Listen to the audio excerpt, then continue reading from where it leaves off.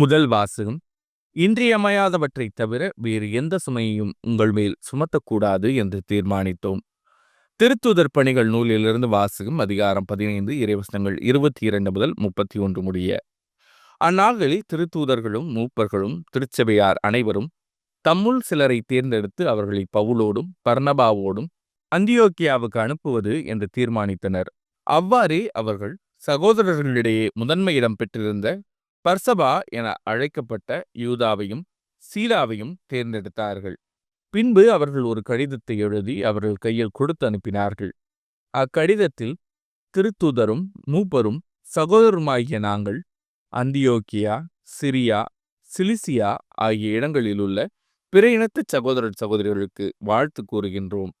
எங்களுள் சிலர் அங்கு வந்து தம்முடைய பேச்சால் உங்களது மனத்தை குழப்பி உங்களை கலக்கமுற செய்துள்ளனர் என்று கேள்விப்பட்டோம்.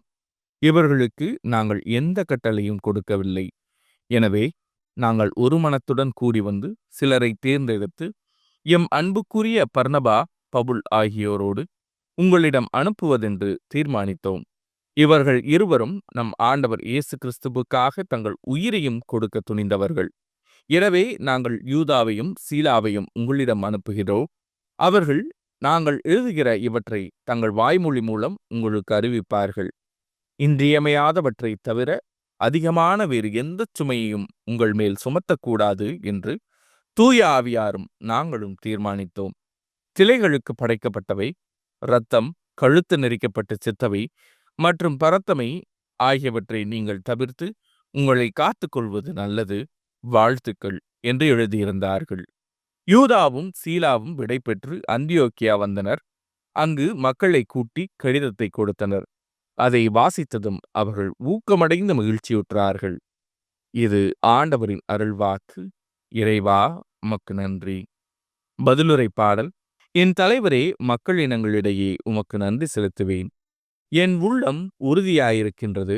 கடவுளே, என் உள்ளம் உறுதியாயிருக்கின்றது. நான் பாடுவேன், உம்மை புகழ்ந்து பாடுவேன். என் நெஞ்சே விழித்தெழு, வீணையே யாழே விழித்தெழுங்கள். வைகரையை நான் விழித்தெழச் செய்வேன். என் தலைவரே, மக்கள் இனங்களிடையே உமக்கு நன்றி செலுத்துவேன். என் தலைவரே, மக்கள் இனங்களிடையே உமக்கு நன்றி செலுத்துவேன். எல்லா இனத்தாரிடையேயும் உம்மை புகழ்ந்து பாடுவேன். ஆண்டவரே, உமது பேரன்பு வானளவு உயர்ந்துள்ளது.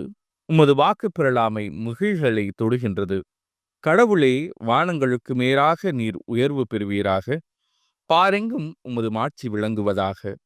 என் தலைவரே, மக்கள் இனங்களிடையே உமக்கு நன்றி செலுத்துவேன். நற்செய்தி வாசகம்.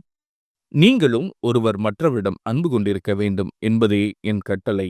யோவான் எழுதிய தூய நற்செய்தியிலிருந்து வாசகம். அதிகாரம் 15 இறைவசனங்கள் 12 முதல் 17 முடிய. அக்காலத்தில் இயேசு தம் சீடரை நோக்கி கூறியது: நான் உங்களிடம் அன்பு கொண்டிருப்பது போல நீங்களும் ஒருவர் மற்றவரிடம் அன்பு கொண்டிருக்க வேண்டும் என்பதே என் கட்டளை. தம் நண்பர்களுக்காக உயிரை கொடுப்பதை விட சிறந்த அன்பு யாரிடமும் இல்லை. நான் கட்டளையிடுவதையெல்லாம் நீங்கள் செய்தால் நீங்கள் என் நண்பர்களாயிருப்பீர்கள். இனி நான் உங்களை பணியாளர் என்று சொல்ல மாட்டேன். ஏனெனில் தம் தலைவர் செய்வது இன்னது என்று பணியாளருக்கு தெரியாது. உங்களை நான் நண்பர்கள் என்றேன். ஏனெனில் என் தந்தையிடமிருந்து நான் கேட்டவை அனைத்தையும் உங்களுக்கு அறிவித்தேன். நீங்கள் என்னை தேர்ந்து கொள்ளவில்லை, நான் தான் உங்களை தேர்ந்து கொண்டேன். நீங்கள் கனி தரவும் நீங்கள் தரும் கனி நிலைத்திருக்கவும் உங்களை ஏற்படுத்தினேன். ஆகவே நீங்கள் என் பெயரால் தந்தையிடம் கேட்பதையெல்லாம் அவர் உங்களுக்கு கொடுப்பார். நீங்கள் ஒருவர் மற்றவரிடம் அன்பு கொள்ள வேண்டும் என்பதே என் கட்டளை. இது ஆண்டவரின் அருள்வாக்கு. கிறிஸ்துவே, உமக்கு புகழ்.